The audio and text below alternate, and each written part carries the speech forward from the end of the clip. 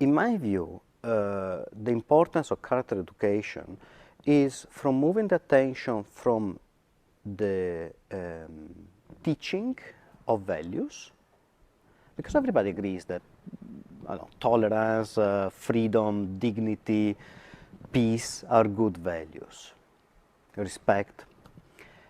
But what changes is the way in which these values are internalized and are put in practice.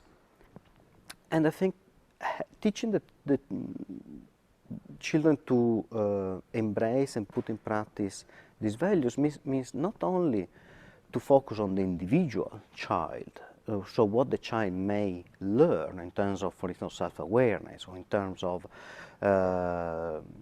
respect or main values, but also think about how these values are part or can be part of their society. So let me make an example. I think that to me is very clear. I work a lot in the United States with immigrant women, especially undocumented immigrant women. And when we talk about, as part of therapy or as part of research projects, we talk about the concept of home and the possibility of returning home to their home country. One of the main, most frequent reflections that I come across in these women is their concern about returning to a society that is discriminatory against women. Okay. After having spent a certain number of years, which usually it's about 10 years, in the United States, which is where instead the respect for women is a key value of the society. So with this learning of gender equality, for instance, of having learned that they can stand up against gender violence, put their perspective on their home country in a new light. So that at this point, these women can oftentimes face a sort of dilemma, which is, should I go back at this point, having this knowledge, having experienced a society that is free or freer, let's say, from gender discrimination?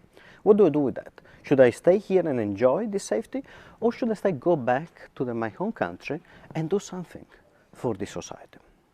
So when it comes to thinking about, okay, what do I do now with this new awareness that we can live in a society that is freer of gender violence or gender discrimination? The reflection evolves not only on what can I do personally, but also what can I do as a member of the society. When it comes to character education, for instance,